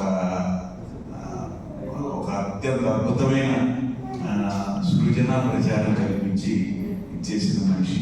నిజంగా ఈ పుస్తకం మీరందరూ కూడా మరి ఉచితంగా ఇస్తానంటారు, సముచితంగా ఇస్తానంటారు తెలియదు, కానీ ఈ పుస్తకం కనుక మీరందరూ చేస్తే నిజంగా మీ అందరికీ చాలా ఉపయోగం కలిగించే పుస్తకం అని నేను హృదయపూర్వకంగానే భావిస్తున్నాను. ఎంచేతంటే మనలో హెచ్విఆర్ఎస్ ప్రసాద్ గారు ఉన్నారు. హెచ్విఆర్ఎస్ ప్రసాద్ గారు ఆయన చాలా చక్కటి నాటక ప్రయోగం. అలాగే మోహన్ రామ్ సార్ గారు షార్ట్ ఫిల్మ్స్ తీస్తారు, అలాగే కొన్ని ఫీచర్ ఫిల్మ్స్ కూడా ఆయన తీస్తున్నారు. ఈ పుస్తకంలో ఉన్న కథల్లో ఖచ్చితంగా కొన్ని కథలు మీ ఇద్దరికి ప్రత్యేకంగా ఉపయోగపడతాయని చెప్పి నేను హృదయపూర్వకంగా భావిస్తున్నాను. హెచ్విఆర్ఎస్ ప్రసాద్ గారు, మోహన్ రావు ప్రసాద్ గారు మీ ఇద్దరికి ఈ విషయం తెలియజేస్తూ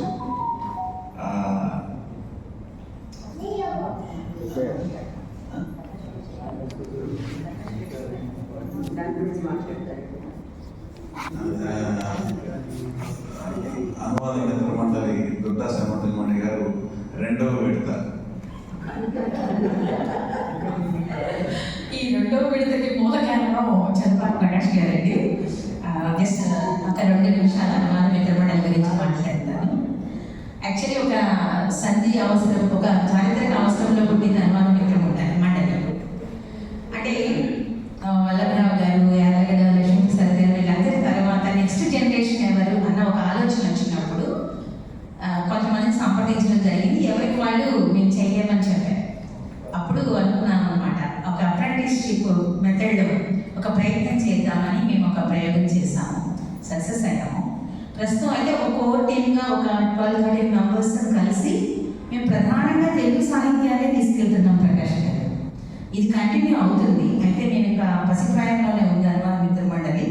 సో మీలాంటి పెద్దలందరి సూచనలు సలహాలు తీసుకుని తెలుగు సాహిత్యాన్ని మేము మిగిలిన భాషల్లోకి, ప్రస్తుతం హిందీ నడుస్తుంది, తప్పనిసరిగా ఎలా కొనసాగుతుంది. Thank you very much. ఈ సందర్భంగా అధ్యక్షులు వారు అనుమతిస్తే కంకిపాటి వాస్తవ్యులు, మా రైల్వే ఎంప్లాయీ, సాహితీ ప్రియులు, మంచి వక్త రాంబాబు గారు ఒక 2 నిమిషాలు మాట్లాడతామంటున్నారు. మరి కార్యక్రమం కోసం ఇంటికి వెళ్ళకుండా ఉండిపోయారు.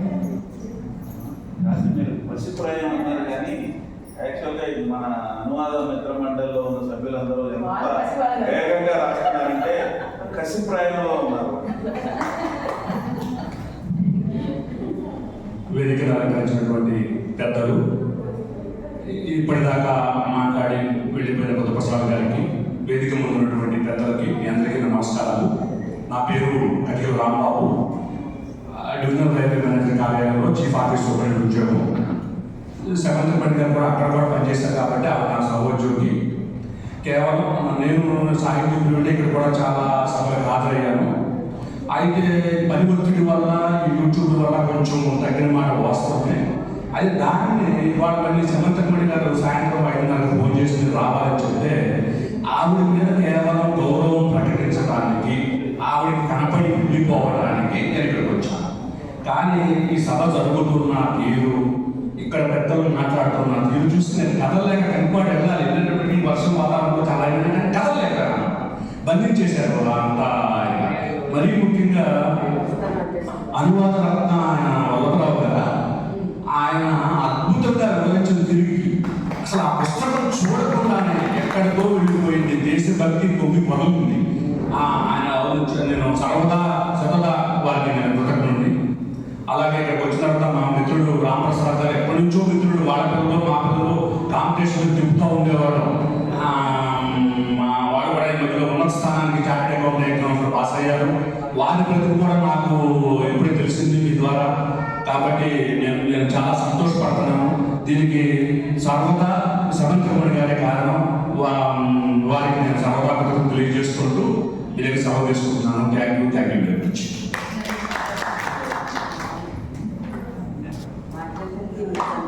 ధన్యవాదాలండి.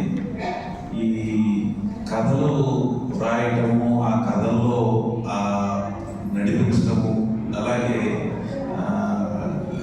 క్లోజ్ చేసేటప్పుడు, కథను క్లోజ్ చేసేటప్పుడు ఏ రకంగా క్లోజ్ చేస్తారు, ఇదంతా కూడా ఏంటంటే చాలా అద్భుతమైన రచయితలకి ఉదాహరణకు పొడవటువంటి కుటుంబరావు గారు కానీ, శ్రీపాద సుబ్రహ్మణ్య శాస్త్రి గారు కానీ, ఇటువంటి వాళ్ళు, అలాగే రావి శాస్త్రి గారు, ఇటువంటి వాళ్ళందరూ కూడా ఆ ఓపెనింగ్, క్లోజింగ్, కథ నడపడం, ఇదంతా కూడా చాలా జాగ్రత్తగా, చాలా అద్భుతంగా మనం ఊహించని కొన్ని మలుపులు మనం ఊహించాం. అలాగే ముగింపు, మనం ఊహించిన ముగింపు ఆ కథలో మీరు ఎంపిక చేసుకున్న ఈ కథలు కూడా అటువంటి చాలా అద్భుతమైన ఓపెనింగ్, అద్భుతమైన నడక, చివర ఆ ముగింపు ఏంటంటే ఏదో ఒక ట్విస్ట్ కానీ మనం ఊహించదు కానీ అటువంటి అన్ని కూడా ఈ కథలో వాటిని మాత్రమే ఎంపిక చేసి దీంట్లో రాయడం అనేది అందుకనే నేను ఇటు హెచ్విఆర్ఎస్ సార్ గారికి కానీ మోహన్ రామ్ సార్ గారికి కానీ నేను ఈ కథ ఖచ్చితంగా చదవాలండి, చదివి వీటిలో ఏదైనా మీకు ఉపయోగపడితే వాటిని తీసుకోవాలని చెప్పి నేను మరొకసారి కూడా హృదయపూర్వకంగా చేస్తూ, ఈ స్వేచ్ఛావాదాల్లో ఉన్న ఒక అడ్వాంటేజ్ ఏంటంటే కొన్ని సందర్భాల రాసే విధానం అదంతా కూడా మనం ఊహించుకుంటే, ఉదాహరణకి నేను అంటే మిగిలిన వాడు చెప్పలేదు కాబట్టి నాకు అవకాశం ఇచ్చారు కాబట్టి నేను చెప్తున్నాను.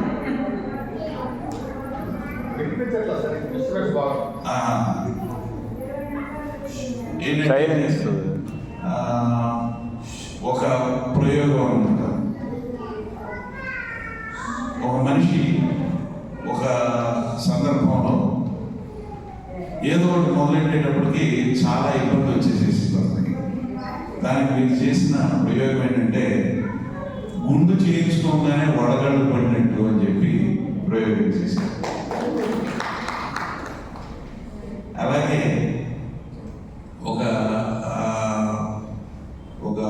పేద గృహస్థు చాలా ఇబ్బంది పడుతున్నాడు తన కుటుంబాన్ని పోషించడానికి. ఆ ఇబ్బంది పడుతున్న సందర్భంలో ఆ పేద గృహస్థు తన గురించి తాను చెప్పుకుంటున్నాడు. నది పక్కన దెబ్బ మీద చెట్టులాగా అయిపోయాడు, అది ఎప్పుడు కూలిపోతుందో చెప్పలేదు. ఇటువంటివన్నీ కూడా మనసుకి చాలా హత్తుకుంటాయి ఆ ఎక్స్ప్రెషన్స్ అన్నీ కూడా.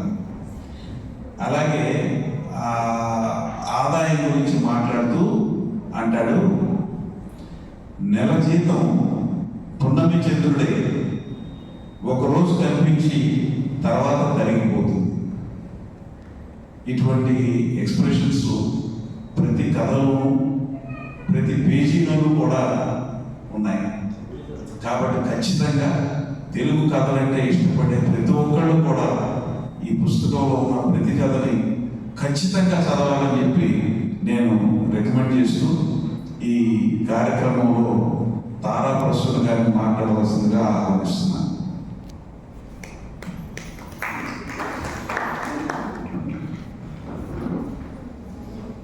వారి తల్లిదండ్రుల తరఫున ఈ అంకితాన్ని వారు స్వీకరించడం జరిగింది.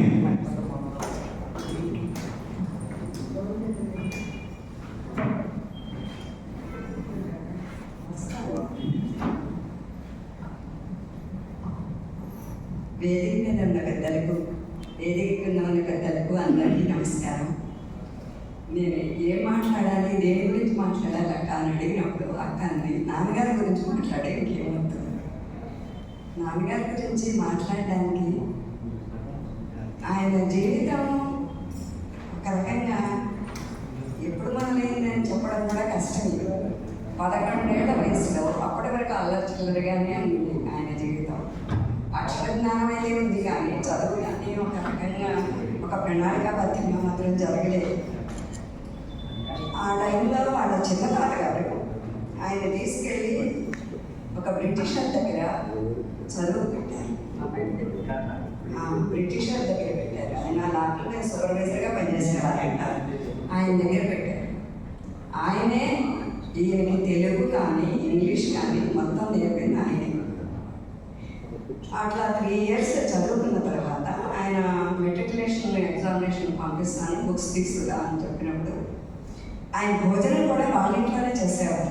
ఆయన తల్లిదండ్రుల ప్రేమ కూడా అక్కడే పొందారు. ఆయన బ్రిటిషర్, ఆవిడ మాత్రం ఇండియన్నే కాదు, మన తెలుగు ఆవిడ, కాకే దళిత మహిళ. కానీ వాళ్ళిద్దరి దగ్గర నుంచే ఆయన తల్లి తండ్రి ప్రేమను పొందారు.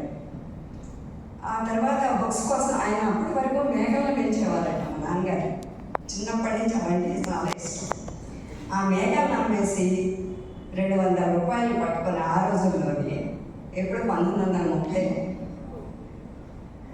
మచిలీపట్నం వెళ్ళారు బుక్స్ కొనుక్కోవడానికి. వెళ్ళినప్పుడు అప్పుడు ఉప్పు సత్యాగ్రహం బాగా ముమ్మరంగా జరుగుతున్న రోజులు అన్నమాట. వాళ్ళ స్పీచ్లే విన్నారు. దాంతోనే అది కాక ఈ బ్రిటిషరే చెప్పాడంట, ఇలా జరుగుతుంది మీ దేశంలో అన్ని సంఘటనలన్నీ. అలా దానివల్లే ప్రేరేపితమయ్యారు కానీ ఆయన అక్కడ స్టేజ్ మీద ఉపన్యసిస్తుంది. ఆయన రెడీ హ్యాండెడ్గానే పట్టుకుని జైలుకి తీసుకెళ్ళారు. అలా సంవత్సరాల జైల్లో ఉన్నారు. రాజమండ్రి సెంట్రల్ జైల్లో ఉన్నారు. ఆ తర్వాత రాయగల్లూరు కూడా పంపించారు ఆయన. అక్కడ ఆ జైల్లో ఉండగా ఈ స్వాతంత్ర సమర యోధులతో పాటే వాళ్ళు నేర్పింటే హిందీ ఆయనకి. వచ్చాక దక్షిణ భారత హిందీ ప్రచార సభ ద్వారా ఆయన హిందీ క్లాసులు చెప్పి మొత్తం అందరినీ ఎగ్జామ్స్ కూడా పంపించేవారు. ఆ టైంలో కాదు. ఆ తర్వాత ఆయన కలకత్తా కాంగ్రెస్కి వెళ్ళాలి, నువ్వు తప్ప ఇంకెవరూ లేరు అని అన్నప్పుడు, అది కాక ఆయనకి బెంగాలీ సాహిత్యం, రవీంద్రనాథ్ ఠాగూర్, అరవిందో, ముఖ్యంగా వివేకానందుడు వాళ్ళ బుక్స్ చదవడం మూలంగా ఆయనకి వాళ్ళ మీద ఇంట్రెస్ట్ కూడా ఉంది, వాళ్ళ సాహిత్యం మీద కూడా. దాంతో ఆయన కలకత్తా కాంగ్రెస్కి తనపరే వెళ్ళారు. అక్కడ అరెస్ట్ అయ్యి డమ్ చేయడం ఒక సంవత్సరంన్నర ఉన్నారు. ఆ తర్వాత అక్కడ నేర్చుకున్న బెంగాలీ నేర్చుకుంటేనే బెంగాలీ సాహిత్యం మనకు బాగా అర్థమవుతుంది అని ఆయన అక్కడ నేర్చుకున్నారు. శాంతినికేతన్లో కూడా చదువుకున్నారు. కాకపోతే ఆయన చదువు ఏది కూడా ప్రణాళికాబద్ధంగా మాత్రం జరగలేదు. ఆయనకి ఏ సర్టిఫికేట్ లేదు. కానీ అన్ని సాహిత్యాలు బాగా అవకాశం పెట్టిన మనిషి. అక్కడి నుంచి ఆ కలకత్తా నుంచి ఆయన వెళ్ళింది ఢిల్లీ, అలహాబాద్ వెళ్ళారు. ఫస్ట్ అలహాబాద్ నుంచి ఢిల్లీ వెళ్ళారు. కాంగ్రెస్లో పనిచేశారు. 1947లోనే తిరిగి వచ్చారు ఆఫ్టర్ ఇండిపెండెన్స్. ఆ తర్వాతే అక్కడికి నేర్పారు హిందీ. మా మదర్కి కూడా హిందీ నేర్పింది మా నాన్నగారి ఆల్ఫాబెట్స్తో సహా. తర్వాత అమ్మ టీచర్గా కూడా జాబ్ చేశారు, హిందీ టీచర్.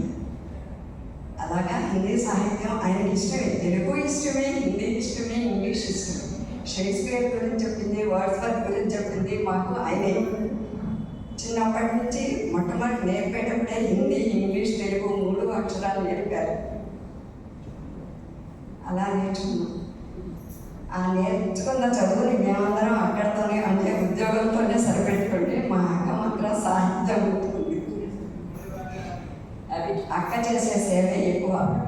మాకేం తెలియదు నిజంగా మాట్లాడితే దాని గురించి.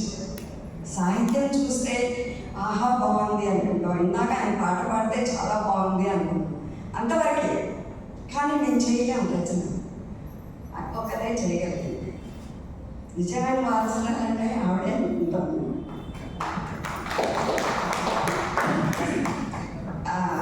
ఆయన అన్నట్టు అక్క తెలుగులో నుంచి హిందీలోకి అనువదించాలనే నా కోరిక. తెలుగులో చాలా మంచి కథలు ఉన్నాయి, చాలా మంచి సాహిత్యం ఉంది. కొన్ని సంవత్సరాలు కాదు, శతాబ్దాల తరబడి ఉంది మనకి తెలుగు సాహిత్యం. కాకపోతే వాటిని అన్నింటినీ నీగరించి ఇప్పుడు కవిత్వంలో చేయకపోయినా కనీసం సమకాలీన సాహిత్యమైన దానిలో అనువదిస్తే బాగుంటుందని నా ఉద్దేశం. హిందీలో ఇందాక ఆయన అన్నట్టు శరత్ గారి గురించి మనకి తెలుసు, కానీ మన కొడవడి కుటుంబరావు గారి గురించి ఎవరికీ తెలియదండి. అది మాత్రం నిజంగా చాలా భయంకరమైన విషయం. మన విశ్వనాథ సత్యనారాయణ గురించి తెలియదు, మన దాశరథి గారి గురించి తెలియదు, నారాయణ రెడ్డి గారి గురించి తెలియదు. ఎందుకని మన గురించి మనం చెప్పుకోలేకపోతున్నామా? నాకు అది ఒకసారి బాగా అనిపిస్తుంది. చాలా మంచి సాహితీవేత్తలు ఉన్నారు, మంచి గ్రంథాలు ఉన్నాయి. గ్రంథాలనే మనం అనువదించలేకపోయినా కనీసం చిన్న చిన్న కథలనైనా. మొన్న మా మనవడికి తెలుగు చెప్పడానికి నేను, మా అబ్బాయి ఆన్లైన్లో వెతికాడు అనమాట. తెలుగు నేర్పడానికి, తెలుగు కథలు చెప్పడానికి. ఇప్పుడు చందమామ తప్పట్లేదు కదా, అప్పుడు బుడుగు కథలు మన రాసి అవి ఇంగ్లీష్లో ఉంటే అవి తెప్పించి బుక్ నేర్పిస్తున్నాడు. అలాంటి లోటును మాత్రం రానివ్వద్దు.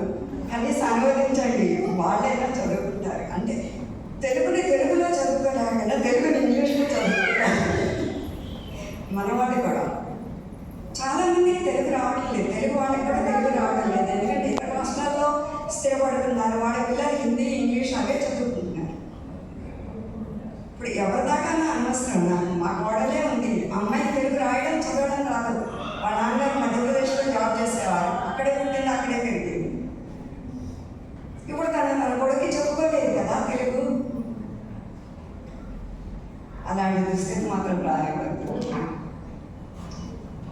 అది రచయితలందరిదే కారణం.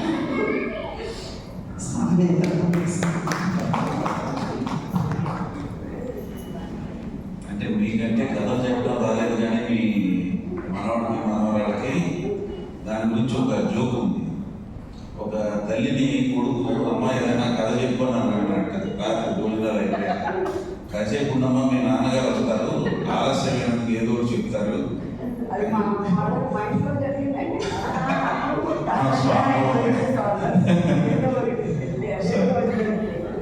చాలా బాగుంది. ఈరోజు ఈ కార్యక్రమానికి సన్మిత్రులు ఆంజనేయరాజు గారు, సురేష్ గారు, అలాగే మా చింత వెంకటేశ్వర గారు,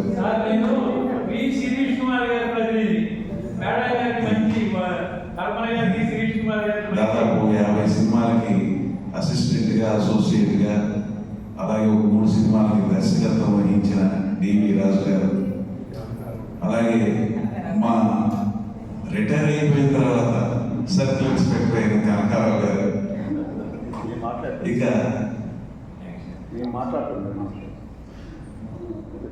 ఇక మమ్మల్ని ఇక్కడి నుంచి ఎంత తొందరగా హోటల్కి తీసుకెళ్ళాలి అని చెప్పి ఆలోచన చేసి కొల్లూరి వెంకట్ గారు, అలాగే సమాజ సేవ తన ధ్యేయంగా, లక్ష్యంగా, తన ఆదాయంలో సింహభాగాన్ని ఖర్చు పెడుతున్న జి ఉమామహేశ్వర గారు, ఆయన సిఆర్డీఏలో అసిస్టెంట్ ప్లానింగ్ ఆఫీసర్గా చేసి రిటైర్ అయ్యారు. ఇటువంటి మంచి మంచి వాళ్ళందరూ కూడా ఈ కార్యక్రమానికి వచ్చారు. నేను ఇక్కడికి ఈ కార్యక్రమం మొదలవడానికి ముందు మన కల్పన గారు రాగానే అడిగాను, ప్రసాద్ గారు వస్తున్నారని. ఆయన్ని మా వెల్డింగ్ ప్రసాద్ గారు అనుకుంటాను. చాలా సంతోషం. ఈ కార్యక్రమాన్ని ఉద్దేశించి కార్యక్రమాన్ని ముగించబోయే ముందు, కల్పన గారి మాటలు వినే ముందు చాలా క్లుప్తంగా మాట్లాడేటట్టయితేనే కొల్లూరు వెంకట గారికి అవకాశం ఇస్తామని చెప్తూ, కొల్లూరు వెంకట గారు. ధన్యవాదాలు నారాయణ గారు, 2 నిమిషాలు అవకాశం ఇచ్చినందుకు. చేతికి పుస్తకం తీసుకున్న తర్వాత కల్పన గారి కథ చదివే బాధ్యత చాలా అద్భుతంగా ఉంది. ఇది నాకు ఎక్కడ గుర్తొచ్చిందంటే, తెలుగు సాహిత్యంలో కూడా అద్భుతమైన కథలు నుంచి మేడం చెప్పారు, దాన్ని హిందీలోకి మార్చాలని కూడా అన్నారు. 1950 ప్రాంతాల్లో మనకి తెనాల్లో శారద అనే ఒక వ్యసనాటక నాయకుడు, ఆయన రచయిత, గొప్ప రచయిత అనమాట. హోటల్లో పనిచేస్తూ కథలు రాసేవాడు. మంచి చెడు ఒక యూనివర్సిటీ సిలబస్ కూడా ఉంది ఆయన రాసిన వాళ్ళని. ఆయన ఏం చేస్తాయంటే ఒక చిన్న గల్పిక రాశాడు. దాని పేరు ఏంటంటే స్వప్న స్వరూపం. అదేంటంటే ఒక దేశానికి స్వప్న స్వరూపంగా ఒక స్థూపాన్ని తయారు చేయాలని ఆ దేశ ప్రధాని నిర్ణయిస్తారు. ఆ నిర్ణయించినప్పుడు ఒక ఆయన వచ్చేసి ఇది కాంగ్రెస్ ప్రభుత్వం లేకపోతే ప్రజాస్వామ్యం కాబట్టి ప్రజాస్వామ్యాన్ని చిహ్నంగా ఉండాలని ఆయన చెప్తే ఆ రకంగా విగ్రహం తయారు చేస్తారు. ఆ తర్వాత ఇంకొక ఆధ్యాత్మిక జీవి వచ్చి మనది ఆధ్యాత్మిక దేశం కాబట్టి ఆధ్యాత్మికంగా ఉండాలని అంటే దాన్ని మళ్ళీ ఆధ్యాత్మిక రూపంలో చేస్తారు. ఇంకొక ఆయన వచ్చి ఇది గౌతమ బుద్ధుడు దేశం కాబట్టి గౌతమ బుద్ధుడు రూపం కావాలంటే మళ్ళీ దాన్ని మారుస్తారు. అలాగే ఇంకొక ఆయన వచ్చేసి సుభాష్ చంద్రబోస్ బోస్ గారు ఈ దేశం కోసం పోరాడారు, ఆయన ఆకారం కావాలంటే మళ్ళీ దాన్ని అలా మారుస్తారు. ఆ తర్వాత భగత్ సింగ్ గారు ఇలా అయ్యారంటే అలా మారుస్తారు. ఒకరోజు అంటే క్లుప్తంగా చెప్తున్నా, ఒకరోజు పుణ్యం కట్టుకుని విగ్రహం అయిపోయింది, ఆ ముసుగు వేస్తారు కదా, ముసుగు వేసి అన్వేలు చేస్తారు కదా, తీస్తే ఆ రూపం ఎలా ఉందంటే ఓ పెద్ద బ్రహ్మ రాక్షసులాగా ఉంటుంది. ఇది ఆయన అంటే ఒక దిక్సూచి లేని దేశానికి, ఒక నిబద్ధత లేని దేశానికి ఈ రాజకీయ విధానాలు స్వార్థకులు ఇలా ఉంటే ఆ దేశ స్వాతంత్ర స్వరూపం ఎలా ఉంటుందో దాన్ని చెప్పడం కోసం ఒక కల్పిక, ఒక కాలంలో ఆయన అద్భుతమైన కథ రాస్తారు. మేడం గారి బాధ్యత కథ చదివాక అది గుర్తొచ్చి చెప్తాను. Thank you. ధన్యవాదాలు. ఇప్పుడు మా అందరికీ అత్యంత ఇష్టడైన మోహన్ రామ్ సార్ గారు ఏమన్నా మాట్లాడితే సంతోషిస్తాం. మోహన్ రామ్ సార్ గారు మాట్లాడతారని చెప్పి అధ్యక్షుడినైన నన్ను ఉసిగొల్పిన డివి రాజు గారు వచ్చి మాట్లాడతారా? లేదు. కాబట్టి ఎట్టి పరిస్థితుల్లోనూ ఏ సభలో అయినా సరే ఏదో ఒకటైనా సరే మాట్లాడాల్సిన మా ఉమా సాంబశివరావు గారు వచ్చి మాట్లాడారు. సరే, స్వచ్ఛంద పెదవీ విరమణ చేసిన ఉమా సాంబశివరావు గారికి ధన్యవాదాలు తెలియజేస్తూ సురేష్ గారిని మాట్లాడవలసి అవుతుంది.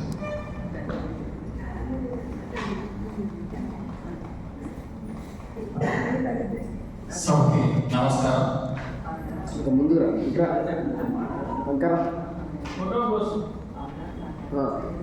కల్పన గారి పుస్తకం ఇది రెండోది ఆవిష్కరణ చూద్దాం.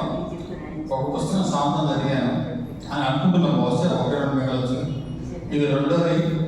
ఇది అనువాదంగా నాకు అనిపించట్ల, స్వతంత్రంగా రాసినట్టుగానే ఉన్నాయి. కాబట్టి కవయిత్రి గారిని చిన్నవాడినైనా భాషాభిమానిగా అభినందిస్తున్నాను. ఇకపోతే అనువాద సంస్థ ప్రారంభించి నడుపుతున్నారన్నారు. తెలుగు నుంచి తెలుగులోకి అనువాదం చేస్తున్నారా? తెలుగు నుంచి వేరే భాషలోకి అనువాదం చేస్తున్నారా? వేరే భాష నుంచి తెలుగులోకి అనువాదం చేస్తున్నారా? కొన్ని గ్రాంధిక నుంచి వాడుక భాషలో కూడా కొన్ని కథలు నచ్చేస్తున్నారు ఈ మధ్య. అటువంటి చదివాను. అటువంటి ప్రయోగం కూడా చేయండి. ఎందుకంటే వేడిపడలు అట్లా చదవమని తెలుగు టీచర్లు కూడా రాదు ఇవాళ. చాలా మంది మీరు చూస్తున్నారు. కాబట్టి స్టాండర్డ్స్గా కానీ చిన్న చిన్న కథలు కానీ గ్రాంధికం నుంచి వాడుక భాషలోకి మార్చే ప్రయత్నం మీరు కూడా చేయండి. చివరిగా మన పిల్లల్ని కూడా మనం తెలుగు చదివించకపోతే మనం కథలు రాయడం, కవితలు రాయడం, విరమించడం సరైన పని అభిప్రాయం. మనం ఆచరించింది, మనం చదవండి, మన ఇంట్లో జరిగింది వేరే వాళ్ళకి చెప్పే అధికారం మనకి లేదు. కాబట్టి ఈ విషయంలో ప్రతి రచయిత జాగ్రత్త తీసుకోవాల్సిందిగా కోరుతున్నాను. చివరిగా ఈ మధ్య ఒక చెడుకి ఇచ్చాడు ఆహారం ఎంత బాగుంది, ఒకటి ఉద్దేశం. ఆహారం ఎంత బాగుంది, అది ఉద్దేశం. మరొకరు ఉన్నారు, రంగు ఎంత బాగుంది, మరొకల ఉద్దేశం. ఇట్లాంటి చమక్కులు 10 మందికి వినిపించి పిల్లల దగ్గర ఇట్లాగైనా ప్రోత్సహించండి అని కోరుకుంటూ సెలవు తీసుకున్నాం. ధన్యవాదాలు. ధన్యవాదాలు సురేష్ గారు. ఇప్పుడు ప్రేక్షకుల నుంచి ఇంకెవరైనా ఈ సందర్భాన్ని ఉద్దేశించి మాట్లాడవస్తే వారిని హృదయపూర్వకంగా ఆహ్వానిస్తున్నాం. ఒకటోసారి, రెండోసారి, మూడోసారి అందరూ ఐకమత్యంతో కల్పన గారిని ప్రసంగించవలసిందిగా కోరుతున్నారు. సభకు నమస్కారం. ప్రసంగించేంత గొప్ప ఇది లేదు, కానీ ఏదో ఆత్మీయంగా 4 మాటలు మాట్లాడాను. బండల బుద్ధప్రసాద్ గారు వర్కింగ్ డే ఇచ్చినా కూడా ఆయన కోసమే చెప్పి వర్కింగ్ డే 2 రోజులు పెట్టుకోవడం జరిగింది. దానివల్ల కూడా చాలా మంది రాలేదు. లక్ష్మీ సుజాతకి మాత్రం వర్కింగ్ డే సుఖం అనుకుంటారు. దానికి ఏదేమైనా తను వచ్చినందుకు చాలా సంతోషంగా ఉంది.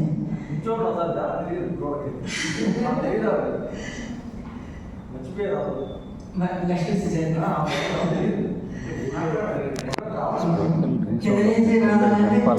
చంద్రబాబు ప్రకాష్ మాకు బాంధవ్యంలో జాబ్ చేసినప్పటి నుంచి పరిచయం. అప్పటి నుంచి అనువాదాల గురించి వస్తే, పుస్తకం గురించి వస్తే అసలు అనువాదాలు నేను చేస్తానని కానీ చేయాలని కానీ ఇప్పుడు అనుకోలేదు. అసలు చేయడానికి నాకు అర్హత ఉందని కూడా నేను అనుకోలేదు. ఎందుకంటే నేను ఇప్పుడు నాకు హిందీ నేర్పిన మా బాబాయ్కి ఎలా ఆంగ్ల ఇండియన్ దగ్గర ఉండటం వల్ల, బ్రిటిష్ దగ్గర ఉండటం వల్ల ఆయనకి ఇంగ్లీష్ ఎలా వచ్చిందో, ఈ జైల్లో ఉండటం వల్ల స్వాతంత్ర సమరయోధులుగా వాళ్ళ హిందీ వచ్చింది. వాళ్ళ హిందీ నాయకులు అంతేగాని ఆయనకి సర్టిఫికెట్ అంటే ఏం లేదు. అలాగే నాకు కూడా ఆయన దగ్గర నేర్చుకున్న హిందీని, అంటే వాళ్ళు మ్యారేజ్ అయిన తర్వాత వాళ్ళు హిందీ ప్రచారం చేయడానికి కోసం హిందీ పిల్లలకి హిందీ పరీక్షలు కట్టించేవారు. దర్శనార్థ హిందీ ప్రచార సభ పరీక్షలు. వాళ్ళతో పాటు నన్ను కూడా కూర్చోబెట్టి చిన్నపిల్లల్ని రచనలు హిందీలోకి ఇంగ్లీష్లోకి ట్రాన్స్లేట్ చేయించేవారు. అట్లా నాకు భాష వచ్చింది అంతవరకే. కాకపోతే మీ పుస్తకం రాసేటప్పుడు కొన్ని అక్షరాలు తెలియకపోతే కొన్ని డిక్షనరీలో చూసుకున్నాను, మీనింగ్స్ తెలియకపోతే అంతవరకే. కానీ మిగతాదంతా బాగానే అర్థమైంది. అలాగే నేను నేర్చుకున్న హిందీనే నా పిల్లలకి నేర్పాను. వాళ్ళు హిందీ సినిమాలు అర్థం చేసుకోగలరు, హిందీ పుస్తకాలు చదువుకుని అర్థం చేసుకోగలరు. అట్లాగే ఇప్పుడు నా మనవాడికి నేర్పిస్తుంటే కొన్ని కథలు నాకు నచ్చి వాడి ప్రాథమికకి హిందీ టీచర్ కోసమే చూశాను. నేను దగ్గరలో ఎక్కడ టీచర్ దొరకలేదు. మరీ 5వ తరగతి పిల్లాడు దూరం ఎక్కడ వెళ్తాడులే అని చెప్పి నేను ప్రాథమికే కదా నేను చెప్పొచ్చని మొదలెట్టాను. అట్లా ఇప్పుడు విశాఖకు వచ్చాడు వాడు. వాడి పాఠాలు చెప్తూ లేదా నిలబడ్డా ముందు రమ్మని బయట వెళ్ళాక దర్శనకండి. ఇప్పుడు ఇంటర్వ్యూకి వచ్చాడండి. కత్తిరించి మానేశాడు చదవడం, హిందీ చదవడం. ఇప్పుడు ఇంటర్వ్యూ ఫస్ట్ ఇయర్కి వచ్చాడు. అట్లా కొన్ని నచ్చి నాకు వాడికి చెప్పడంతో తెలుగులోకి ట్రాన్స్లేట్ చేశాను అనమాట. అది వెన్నా వల్లభరావు గారికి పంపిస్తే పుస్తకాలు ఆయన ప్రోత్సాహంతో, ఆయన చెప్పిన ధైర్యంతో పర్వాలేదు నేను కూడా అనువాదాలు చేయగలను అని అనిపించింది నాకు. ఆయన ముందు మాట రాసి చాలా అద్భుతంగా రాశారు. కానీ అంత అర్హత ఉందా నాకు కూడా అనిపించింది కొన్ని చదువుతుంటే. నా మీద నాకు నమ్మకం కలగాలి కదా. ఇకపోతే ఈ సభ ఈ శమతకమణి గారు పుస్తకాలు చదవడమే కాకుండా ఆయన చదివి అనువాదాలు చదివి వాళ్ళ సంస్థలో సభ్యత్వం తీసుకోమని అడుగుతున్నారు. అది మరీ సంతోషంగా ఉంది నాకు. అంటే నేను కూడా అనువాదకురాలనే అన్న ధైర్యం కలగడం కోసం మాట వీళ్ళందరూ నాకు చేసిన సహాయం. ఇకపోతే ఈ సభ నిర్వహించడానికి నాకు అంతకుముందు చాలా పుస్తకాలు వచ్చినా ఈ మధ్యన ఎందుకన్నా కొంచెం తేడా వచ్చింది. ఆలోచనలు కట్ అవుతున్నాయి, చెవుడు వచ్చింది. మొత్తం మీద అన్నీ వదిలేసుకోవడం అలవాటు అయిపోయింది పిల్లల మీద. వాళ్ళు ఎక్కడికి తీసుకెళ్తే వెళ్ళడం లేకపోతే లేదంటే. అట్లాగే ఈ సభ కార్యక్రమాన్ని నిర్వహించడానికి ఎప్పుడు ఏడాది క్రితం రావాల్సిన పుస్తకం టెక్స్ట్ బుక్స్ ఎన్నో ఆర్డర్స్ వచ్చాయంటే అందుకని లేట్ అవుతుందని విశాలంధ్ర వాళ్ళు. అందుకని వాళ్ళు విశాలంధ్ర వాళ్ళే వేశారు.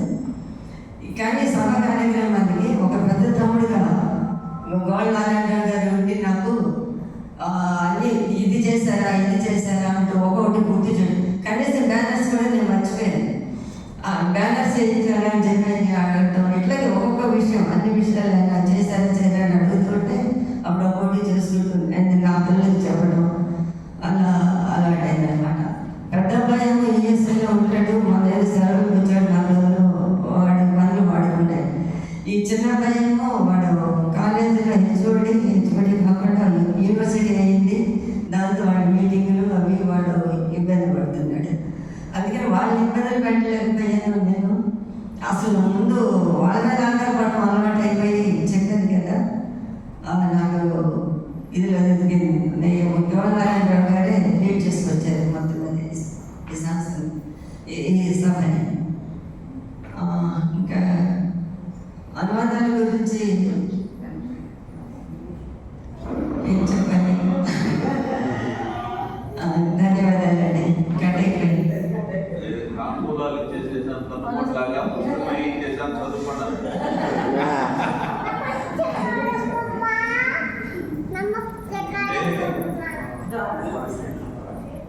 నేను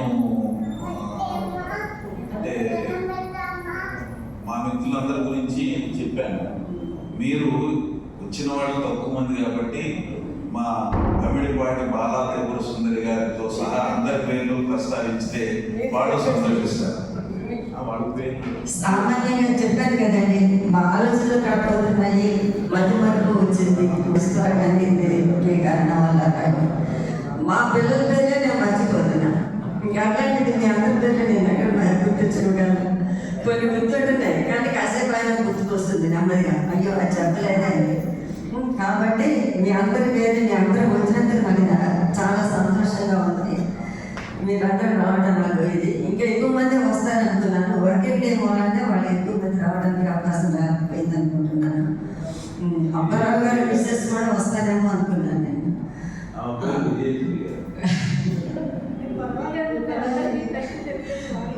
మీరు చేసేది వాళ్ళందరినీ పలకరించాను నేను ఇందాక వచ్చినప్పుడు. మీరు అందరి పేరు మీరు చెప్పండి. అందరికీ పేరు పేరున కృతజ్ఞత. ఇటువంటి ఎన్నో సమావేశాలు, ఎన్నో పుస్తకావిష్కరణలు మనం చేసుకున్నాం. ఈ కార్యక్రమానికి ముగింపుగా ఓట్ ఆఫ్ థ్యాంక్స్ చెప్పడానికి శివరంజన్ గారిని రావాల్సిందిగా కోరుతున్నాను.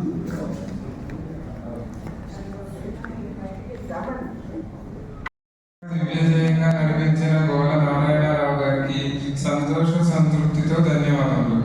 హస్తవ్యస్తంగా కావాల వ్యవస్థలను తన నియోజకవర్గంలో సక్రమ మార్గంలో పెట్టే పనుల ఒత్తిడిలో ఉండి కూడా భాష మీద, సాహిత్యం మీద ఉన్న అభిమానంతో వీలు చేసుకుని ఈ సభకు విచ్చేసిన మన ముఖ్య అతిథి డాక్టర్ బండరి బుద్ధప్రసాద్ గారికి వినమ్రతాంజలితో హృదయపూర్వక ధన్యవాదాలు.